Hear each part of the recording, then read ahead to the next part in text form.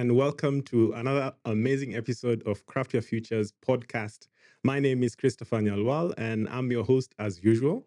Here we have money conversations, and we like to, talk about everything when it concerns money, from real estate to investments to, money and mindset to purpose, legacy, and wealth creation in general.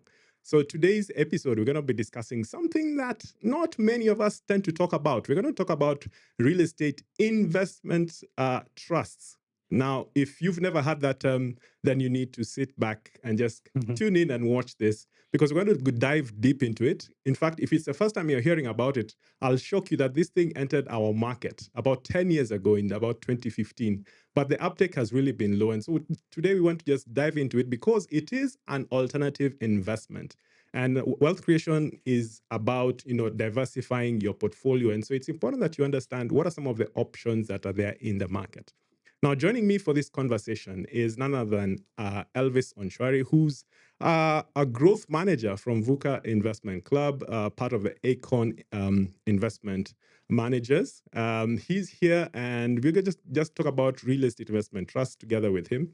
If I could just introduce him, just reading about his profile.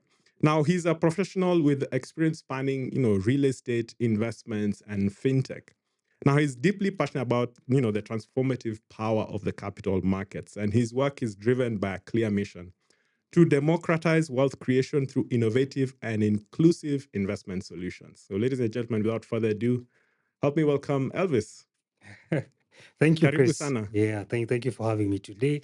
It's a Yeah. pleasure to always have these conversations and discuss matters investments and how we're just trying to make it inclusive for all. Yes. Yeah. We've had so many of these conversations because we are so passionate about, financial literacy Mm, and empowering people in terms of, their knowledge and how they behave. Because, behavior is a very big factor. And we'll talk a true. bit about, investor Mm, behavior. But generally, just, tell us a bit about, what was the big idea around REITs? Because real estate is something that many of us have, learned for a very long time. Physical property. That's how we look at it. yeah. Maybe just from your point of view, how did REITs come about? What problem were they even trying to solve in the market? Yeah. Yeah. So thanks for that, Mm, Chris.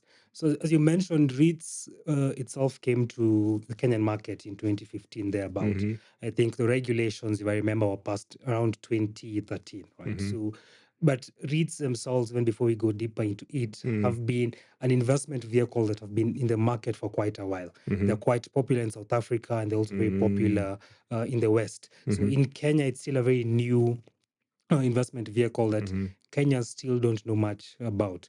But going back into what REITs are, basically REITs are Kenya's first real estate investment securities.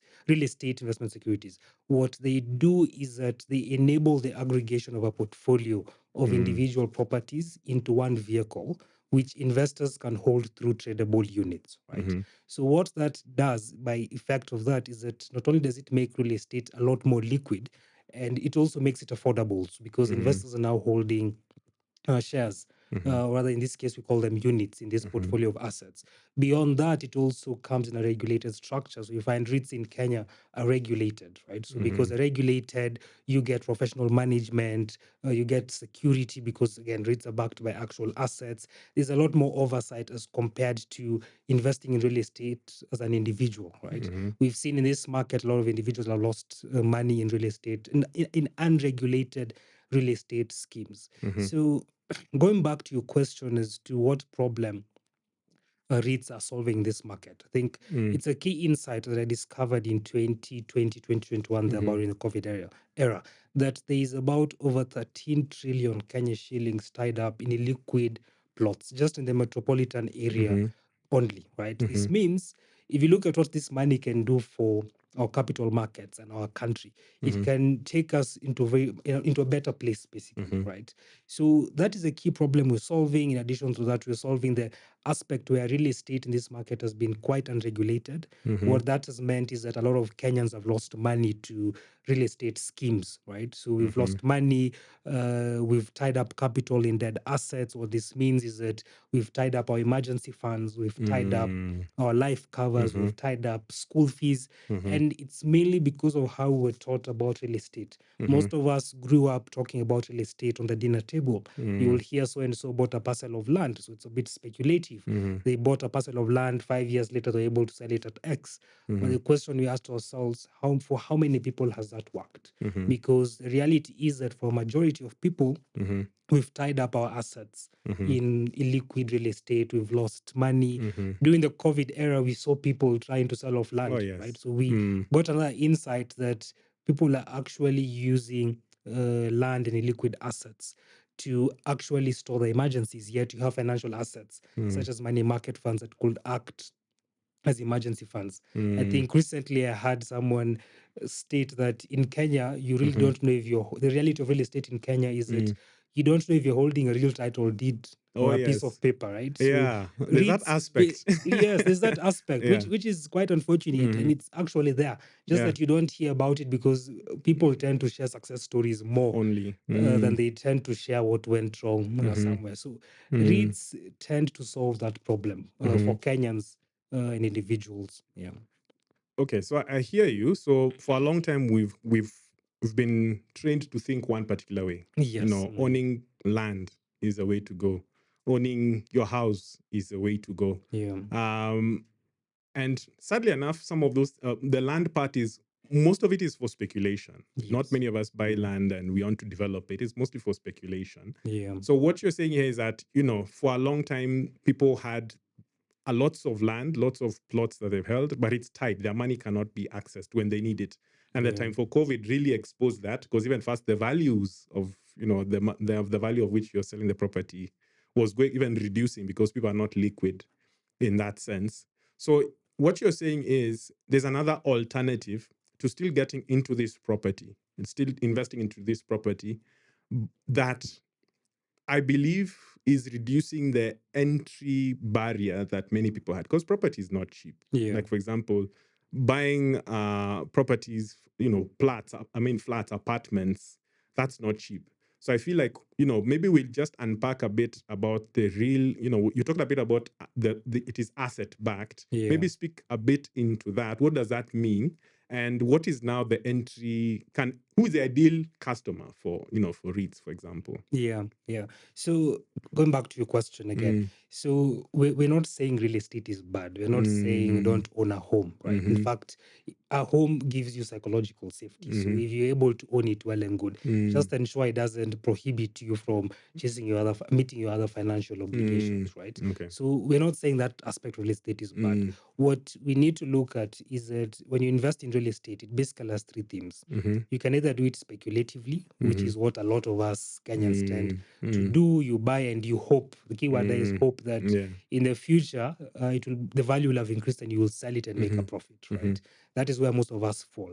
You mm, can venture into it opportunistically. So in this mm, case, you've been in the real estate market for quite some time. mm, So you're able to spot opportunities, the same way mhm, people spot opportunities in the stock market. So mhm, you're able to spot opportunities, you'll have an entry position, mhm, you will exit at a certain time. So most of the time it tends to be more of a business, right? mm, Then you can also venture into real estate thematically. And mm, that is where we encourage people to actually invest in real estate thematically. Because what mm, this means is that you're investing in a long-term asset. You're basically investing in real estate that is backed by actual long-term macroeconomics, right? mm, For example, student accommodation. mhm, Years back, even before Acorn ventured into launching mhm, student accommodation, there were hostels, right? So people mm, were building hostels here and there near certain universities. mhm, So it was an opportunistic mm, business for some, right? What Acorn saw is that this is an opportunity backed by long-term trends, right? Median age in Kenya is around 19 years, right? Around 65 to 75% of the population is below 35. So you can mm, clearly see a very young market. mm, Today, people prefer to rent, right? mm, The reality is that there is demand. Basically, students are joining university in a yearly cycle. So we saw that this is and this became a thematic investment opportunity Mm-hmm. for Acorn, and we allow the investors to join us into investing Mm. in real estate. So when we come back to look at who is this opportunity for, Mm-hmm. one, if you're looking to get exposure to real estate, Mm-hmm. right? If you're looking mainly to invest in real estate thematically, you're looking to invest in real estate for the long run. In fact, I Mm. like to say for most of us, real estate tends to be a lifeline for a lifetime. Mm. So you're looking for something that can basically withstand the test of time. Mm. Yeah. So you're looking for exposure to real estate, you're looking to invest thematically, you're looking to store the value of your capital, you're looking for steady returns, you're looking for a low risk investment. Mm-hmm. REITs tend to tick Mm-hmm. all these Those boxes boxes. for an investor. Mm-hmm. If you look at the entry amounts, in the case of our Mm. Econ REITs, we have a platform called Vuka, which enables Mm. Kenyans to invest in these REITs from as low as 2,500 Kenya shillings. So you get exposure, right, Mm. into REITs. So it's affordable, it's Mm-hmm. liquid, it's secure, Mm-hmm. but most importantly, Mm-hmm. it's regulated. So you get an Okay. opportunity to invest in regulated Mm-hmm. and profitable real estate. Okay, maybe just speaking to that part for regulation. What do you mean by regulated?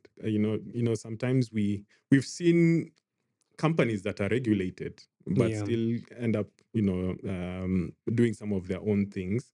So maybe just speaking to that, who is the one regulating real estate investment trusts, and what are some of the balances towards the risk? Because I know with every investment there's a risk Yeah. to it.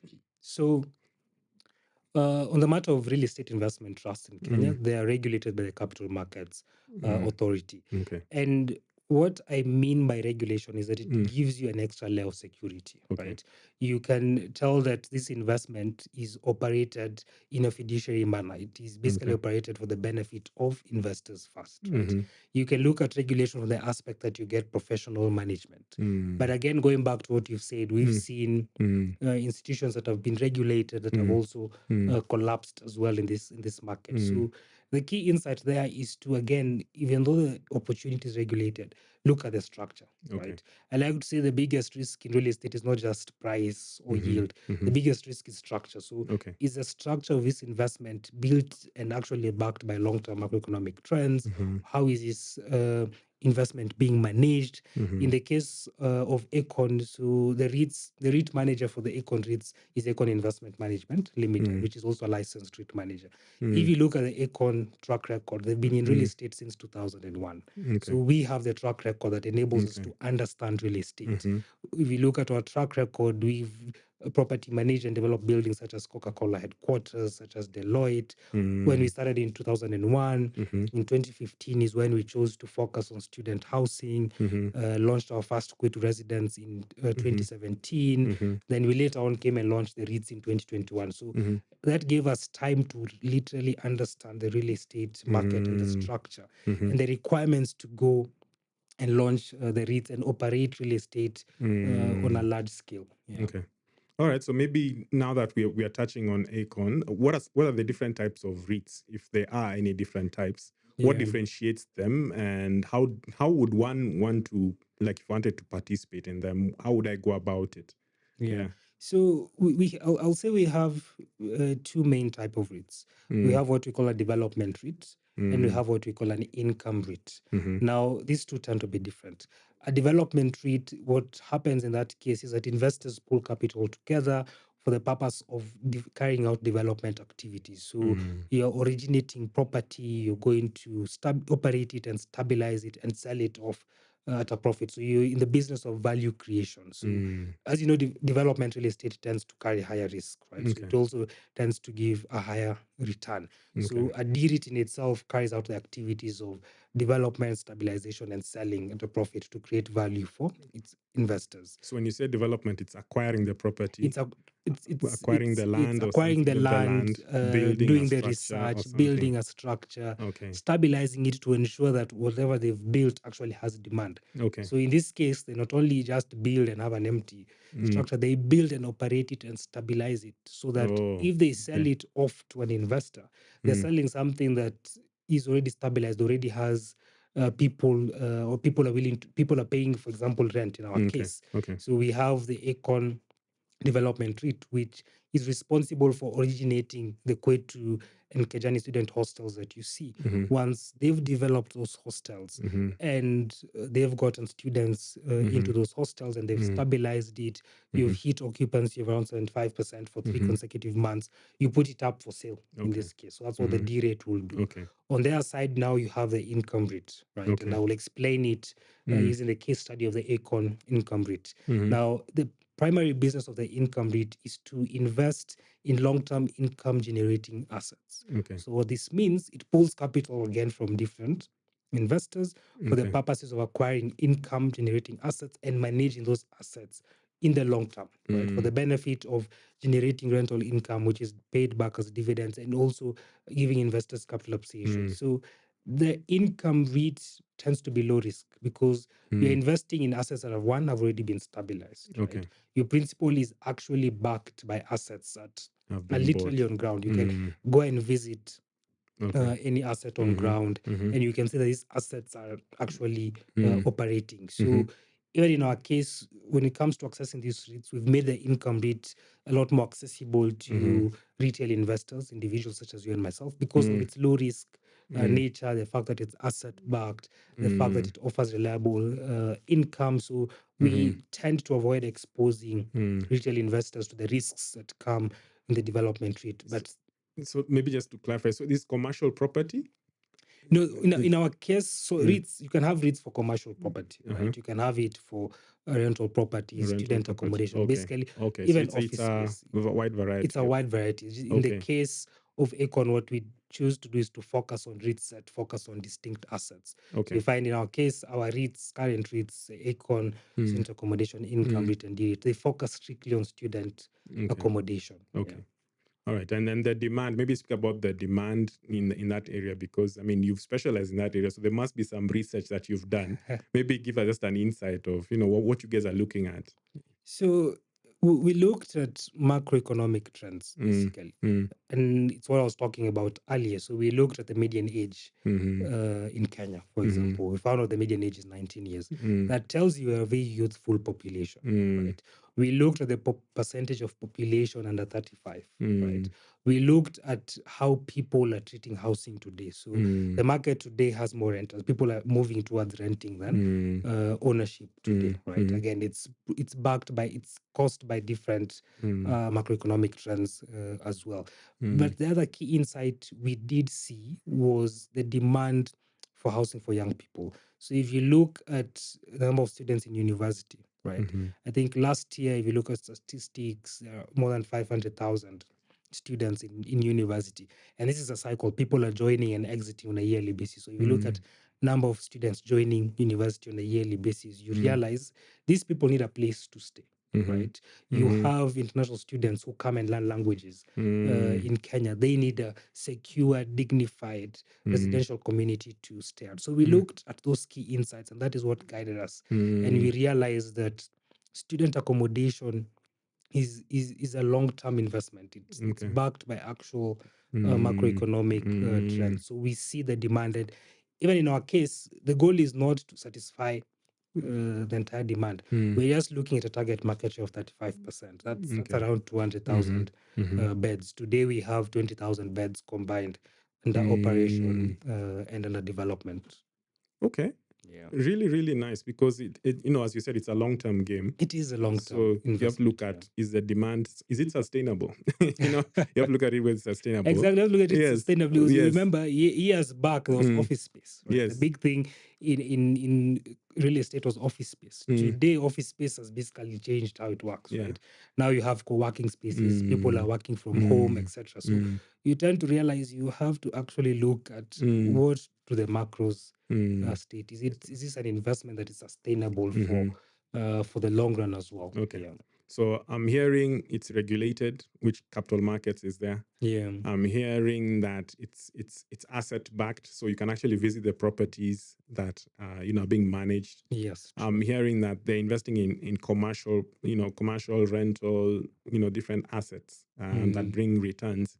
So then, me as an investor, I'm coming in. How am I going to make money? Because I see you making money. How am I making money as an investor? Yeah. So how you make money, again, we go back to what exactly a REIT is, right? Because I mentioned a REIT enables the aggregation of properties Okay. into one investment vehicle, Mhm. right? Through which it issues tradable units. So investors own tradable units. So it's like a share. Like a share, Yeah. exactly. Okay. So you own a share in this property. So it's a Okay. portfolio of properties. Mm. You own a share in this vehicle, right? Now, this investment vehicle manages these assets. Okay. These assets generate income, Okay. right? The primary source of income is rental income, right? Mhm. So you as an investor, by owning a share Mm. in these properties, that you earn that income basically. Now, Mhm. in the case of an income REIT, it's mandated to deliver around 80% of its rental income of its net income back to investors as dividends. That's a regulation and a policy that is actually there, even in the case of the Acorn income REIT in this case. So that rental income is distributed back to investors in proportion to the number of shares Okay. you actually own and how long you've held them. That is one way you earn. Okay. The other way you earn is in the form of capital gains or capital appreciation, right? Now remember, this vehicle has issued tradable units valued at, let's say, 20 shillings. So when we started, the Acorn rates were valued at 20 shillings. Now, each year, these properties are reevaluated. So when you get revaluation gains, it's basically transferred back to an investor, because remember, as an investor, you're holding shares that are asset backed. So your shares are equal to the value, to the net asset value of the actual assets, right? So if assets get capital appreciation, you get capital appreciation because your investment is tied to the asset. So you get a double benefit return. Your principal, you store your principal, it appreciates, and as your principal is appreciating, you are earning rental income in the form of dividends, Okay. which is paid out to you annually. Basically, you're mandated to pay out annually. In the case of the Acorn REITs, we do pay back to our investors semi-annually, so twice a year. Okay. And that is both capital appreciation and rental income, which is paid out as dividends. So to just put it into perspective, maybe the capital gains, you purchase units at 20 shillings in 2021. Today, those units are valued at 23.24, right? So around a 16% capital appreciation. So you're able to track how your investment value is growing, how the money you stored in this real estate asset is growing. And on top of that, you are earning income on a yearly basis. So based on that structure, you enjoy tax benefits such as your capital appreciation is not taxed, right? So you sell it, you get cash. You don't have to file it for further taxes. Okay. Your dividends is taxed at source at a Yeah. rate of 5%. So you get net Okay. dividends, which again, you don't have to file back again. So it is, if you look at it like for like, comparing traditional real estate and REITs, you get a lot more tax benefits Okay. from REITs as well. Yeah. Because speak more into that, like, because now I like that comparison. You Yeah. know, when you sell actual property, you know, there's that capital gains tax that you Yes, have to gain pay. tax. But in Yes. this other format, you know, it's kind of reduced. It's not there It's not basically, yeah, there. currently. Yeah. So yeah, please speak into more. You know, if can you give us a sort of a comparison? You know, physical asset versus the REITs. What are Yeah. some of the things that an investor should know, like when comparing the two, how much they should have of both? Yeah, maybe. Yeah. Yeah. So okay, basically when you compare like for like, right? Obviously, let's say we're not looking at the reasons why you would choose either, but just a basic Yes. comparison, Yeah. right? So traditional real estate definitely has a higher entry point, Yeah. right? Okay. So either you may go the mortgage route, or you may go the unsecured loan route, or you may choose to lipa pole pole, etc. So you go somewhere, maybe just purchasing one apartment. You Okay. can only afford one apartment. Let's use 4 million, for Yes. example. You have 4 million Kenya shillings, be it mortgage, loan, or Yeah. cash. You go and purchase maybe a 2-bedroom apartment, right? Mm-hmm. So if you're to put the same 4 million into REITs, right, Yeah. you get to invest in a diversified portfolio of Oh assets. yes. So your money just doesn't go into one asset, One but asset. Yeah. your money is invested in a portfolio of assets. So not only does that reduce risk, but it gives you a better sort of exposure, and also sort of shows you that because you're investing in a portfolio of assets, the return comes from different assets Different assets. Yeah. as well. When you venture into REITs, the cost of entry is close to none. In the case of Vuka, you don't pay any joining fees to actually join Vuka. If you take your 4 million, you start from your legal fees, it's your stamp duty, fees, Yeah, this is the when letter of acquiring the offer, actual when acquiring the property. property. Yes. So at the point of acquisition, The REITs, other costs. the other costs when it comes to traditional real estate, REITs don't have those other costs at the Okay. point of All right. acquisition. Okay. And the key thing is affordability. In connection to that is affordability. Within REITs, you don't have to put the 4 million at once. You can easily invest at your Build pace, it up over 20,000, time. Build it up 2,500, over time. I built like over that. time. Yeah. If you go traditional real estate, for example, and you pick, let's say, a mortgage, now you're also paying an interest. So you have to calculate how much you're actually paying at the end. By the time you're done paying this mortgage, you need to calculate how much you've actually paid. What is your exact Yeah. cost, right? What returns have you actually made as well? So there's that other comparison. If you look again at traditional real estate, if you look at the cost of management, the amount of time you'll probably have to spend there as well, even though you choose to Yeah. rent it. Yeah. If you look at it as a business, you're managing caretakers, you're getting calls late in the night. If you're Yeah. looking at it, Tenants moving in yeah, and tenants out. moving Yes. it in and out. If you look at it in terms of REITs, there's no one calling you at night, right? There's no, you don't have to wake up and look for tenants, right? There's no things like agency Yeah. fees where an agency can come and tell you your property was empty all throughout, Yeah. right? So that's another benefit. When you look at traditional property, I don't like touching home ownership because to me home ownership is this psychology Yeah. towards it. For some it's safety, so I don't like arguing about whether should you buy a home, etc. I think it's dependent on the psychology of money, quite Yeah. literally. But if you look at the other feature again, which is liquidity of traditional real estate versus REITs, traditional real estate, it's quite hard to liquidate your property, be it land, be it an apartment. In fact, I like to say, even when I first bought property, I went, I got into a bus tour, went and bought property. I like it. It gives me joy. But when I look at it deep down, even when I tried selling it some time back, I realized I was selling it on my own. There was Oh no yeah, bus. there's I couldn't no organize a bus bus tour bringing to your buyers. bringing buyers to me. But when I went to the developer, I went to the bus tour. So there's that That's difference. When interesting. you look at REITs, you can easily Yeah. liquidate because you're holding tradable units. So you can easily position yourself when it comes to REITs to also take up different opportunities that come. Say, I need to move, let's say, to a different country. Probably I'm relocating, and I'm trying to bring all my cash Yeah. together, trying to exit certain positions. So not just REITs, but generally financial assets equip you and give you that flexibility a lot more. Okay. I like that comparison because it just gives a big picture, Yeah. kind of how you look at both of them. Because as you said, we are not looking to say don't buy this. Yes, not We are at all. saying Yeah. look at the two and see which one works for you. You know, that Exactly. kind of thing. And compare it And like for compare like. it like It for shouldn't like. be Yes. oranges to apples. It Yes. should basically be apples to apples. You're comparing Okay. real estate, look at Okay. it, traditional versus a financial asset, Okay. real estate. Because we tend to see that an investor will compare to the money market fund or a special fund, Oh, so etc. that one now is not like for like. That's That is different. obviously not like for like. You can't compare the debt instrument or a global market as well. So the best way to approach real estate is basically compare it like for like. And because again, when you look at real estate returns, they're rarely dramatic until you look back. So if you're pushed Okay. by dramatic returns, maybe you have an expectation that real estate will give you a 20% return, 18% return. You have to slow down and think about it a bit better. I'm not saying it's impossible. From the development side, you may make it, but the risks on that side are also quite high, right?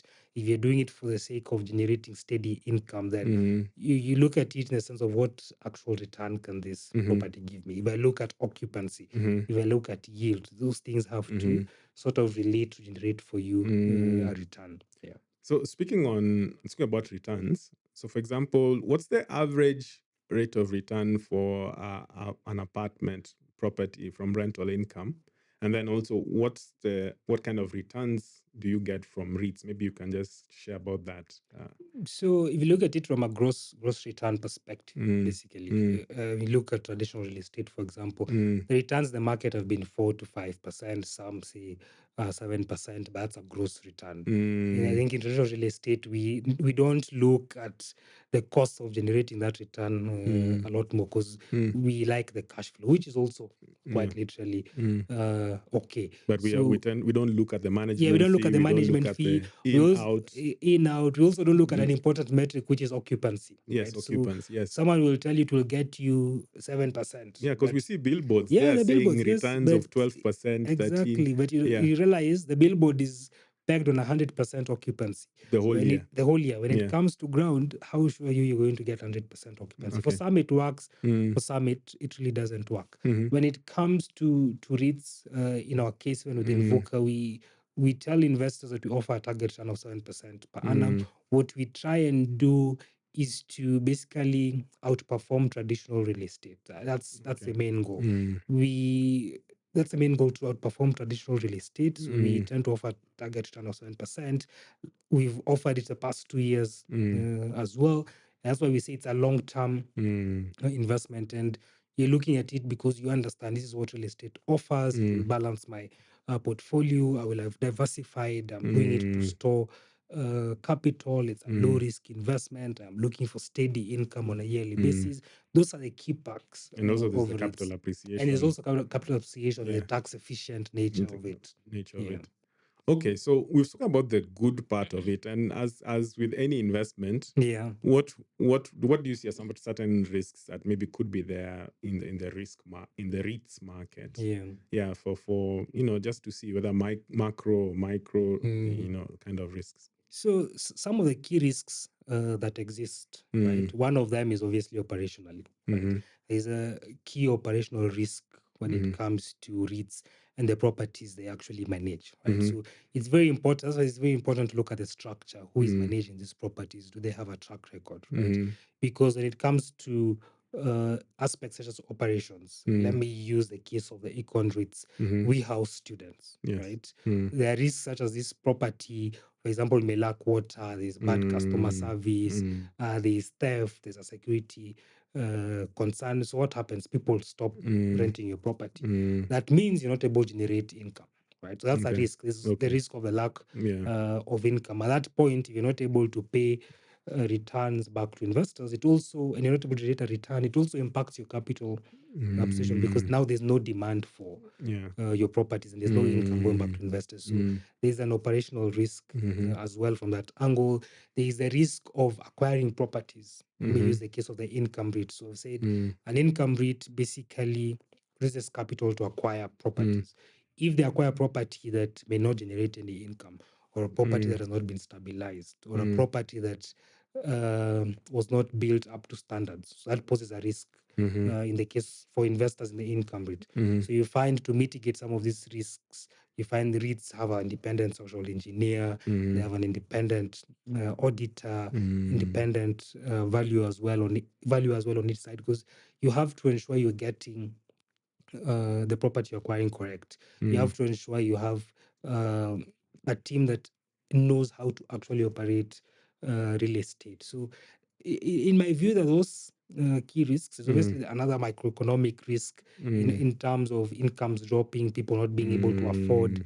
The the property. properties, to Mm, pay rent, etc. But mm, again, that's a risk that is generally mm. there in the market as In the well. So market as well. again, for you to understand the risks, you mainly just need to look at the structure of Okay. the actual asset. If Mm, you cannot see what long-term trend is backing mm, X property, you tend to mm, realize there's a certain risk mm-hmm. here as well. Yeah. Okay. So so we've covered, the benefits, we've covered, looked at the risks element. Now maybe we look at the investor. We touched a bit on who the Yeah. investor is, but maybe we just want to get some clarity on, like a first time investor who's hearing about these REITs today, and they're like, oh, this is interesting, I would like to get in. What are some of the things that you would advise them before they get in? Yeah. It's important that we cover holistically. Sometimes people tend to hear something and we get excited, and it's Mm, with all investments. Like right now, I yeah. talk about the KPC IPO. We talk about, Yeah. there are Yeah. certain True. things in the market that are all looking attractive. What are some of the Yeah. things that somebody should think about even before getting into any investment? Or Yeah. yeah. I think it starts with the why. Mm. literally. Why why did this investment spark your interest, right? Mhm. What what purpose are you basically chasing in life? What Mm. are your goals, right? Mhm. For example, in my case, Mm. in the case of Vuka, we like to ask investors, do you have an emergency fund, Okay. right? How have you Mm. set up your portfolio? Do you have income generating instruments, right? Mm. Because I like to say that real estate is a long term Mm. game. And when it Mhm. comes to long term investments, you don't want to disrupt them Mhm. from time to time. You don't have an emergency 2 days down the line.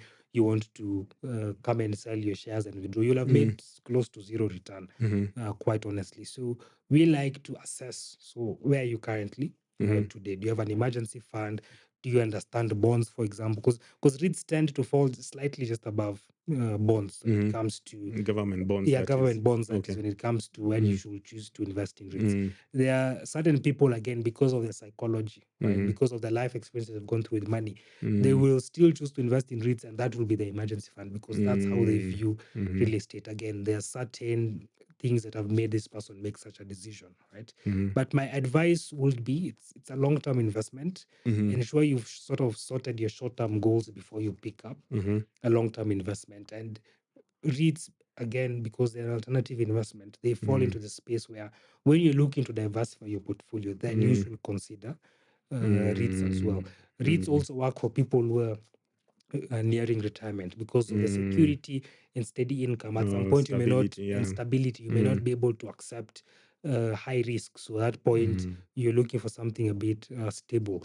It may not work for someone whose mind is just short-term gains, looking for very high returns. So you're just looking to make quick cash, Mm. right? Because I like to say, Mm. if you look at it, most of us who got scammed in real estate, Mhm. right, we Mhm. were mainly chasing short-term answers from a long-term asset, Ah. right? That's what I say, including myself who has Mm. been scammed, right? Mm. When I think about it, I was really chasing a short-term answer Yeah. from a long-term asset, and it's Mm. because of how I learned real estate. Mm. So today I invite people to rethink real estate investing and how it actually works. Mhm. Yeah, I like that. Looking for a short-term answer from a long-term asset.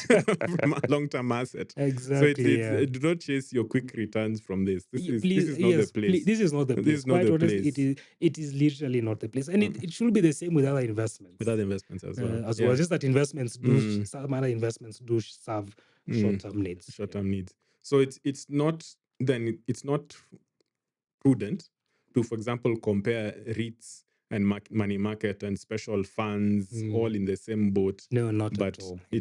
it's about evaluating where do REITs fall in your In your portfolio, portfolio, in your exactly, investment, in your exactly. goals Yeah, that you're chasing as well. yeah. Okay. So, we started by saying the uptake of REITs has been very low.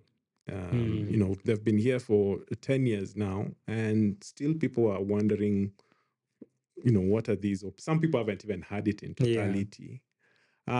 What do you think we need to do to get it, have people talking about it much more? yeah, What are some of the options that are there? How can we get this information out there? yeah. So that's a good question. So I think the first time someone asked me that, I asked them which people don't know REITs, because Mm, if you look at it, mm, key institutional investors, right, your mm, ICAs, your cooperative banks, your mm. Sanlams, all of them tend to diversify into REITs. So, Okay. and it's because they analyze investments quite well. Mm, They have experts who can basically read through investments quite quickly. When you look at us in the retail market, there are very few mm, people who are sharing with us these opportunities, right? mm, There are very few people who are democratizing it and making the language a bit easier mm, to understand, right? mhm, And that's why we started Vuka and asking mm, guys to rethink real estate investing, because what we do is trying to make professional, institutional grade real estate accessible to all. How we do mm, that is we educate people and basically demystify what mm, REITs actually are. So over time, if you look at it and you look how people have understood real estate mhm, previously, it's a challenge to get people to change how they think mm, about real estate. mm, Remember, we learned real estate on dinner tables, in Yes. conversations, hearing stories. It was the first investment that Yes. if someone, you finish university, you get your first job, the first thing Yeah. is either a circle or actually a parcel of land or real Yes. estate, right? So there's that also backs it, right? Real estate also has not been very kind to us in the market. So people tend to fear it. So you will prefer to, let's say, just have your own title deed, your own piece of paper, and say you own something. There's a certain prestige that comes with it, etc. So it also needs us to rethink how we actually view real estate. So today you can get a lot more information about REITs, right? I think we started Vuka in 2021. We were in the regulatory sandbox for quite a while. So for a few years, we were an invite-only club, and we're Okay. just validating and testing the market and seeing how we can roll this out. We've been in the market now, I can say clearly, very actively in the market for the past 2 years, now open to a lot more investors. You can visit our website, which is www.vuka.co.ke. You can opt in to speak to an investor. You actually don't have to start investing immediately. You can speak to Yeah. an investor, get clarity, get more information. But moving forward, I think people will start understanding REITs a lot more, right? I think even as we see the Kwetu and Kejani student residencies that we've developed, not many people know that they can own a share in it. Again, we like to equate such properties to individuals, right? In this case, Vuka is telling you that that individual is you, or rather, Yes. it could be you. So I think over time, the concept of REITs have been, people haven't spent enough time educating the market about it, but it is now changing as people are looking for alternatives, Alternative as we're investments. democratizing information around REITs, as well as more assets are coming up, because now people start seeing the tangible nature of these assets as well, and people start believing in it. I think it will be a long-term game, right? I think it's us. We have to spend enough time in the market doing it. When I look at how the capital markets are basically the engine of wealth creation in the US, for example, and it's mostly because they have individuals like you and myself who spend time educating Okay. the market about such opportunities. So it's also a call to action, people Yes. like us, to do more and continuously educate people and enable them to understand the investment opportunities in the market, not just REITs, even the special funds, even equities. We need more people buying the companies that Yeah. are here in Kenya, quite literally. Yeah. I think the bottom line here of what you're saying is, first, understand the investment, Yeah, understand what you're looking for as an investor, exactly. assess, try and get information on the investment, and then align it with your investment goals. Exactly. Yeah. And that's the only way it will meet your expectations. Yeah. Because if you're chasing short-term answers with the long-term investments, Yeah. then you'll never be satisfied. You'll never be satisfied. If you just Wow. FOMO, fear of missing out, Yes. you will still not be satisfied. So you Okay. have to look at what it is you And also actually which chasing. stage you are in Exactly. life. Yeah. Yes. Because I like to say that not everything again is an investment problem. At times Yes. it could be an income Yes. problem. So also that's another psychology that could be pushing you to demand very quick wins, right? Yes. Yet in reality, you may need to actually focus on spending time on actually increasing income as well. Basically, there is the journey to being wealthy. You make money, you keep money, and you multiply it. Multiplied. Yeah. All right. I think I'll end on that note. Thank That you. has been amazing. I think at the end of the day, it could be an income problem. So don't try sorting an income problem with an investment. With an investment. No, true, Wow. true. All Yeah. right. Thank you so much, Elvis. This has truly been amazing, and also just sharing the wealth of information Yeah. about what REITs are, what you should look out for, how you should think about them and go about them. Yeah. And it has been amazing. So to the people who've been tuned in, I hope you have gotten more info on REITs and how you can think about them and how to go about doing your investments.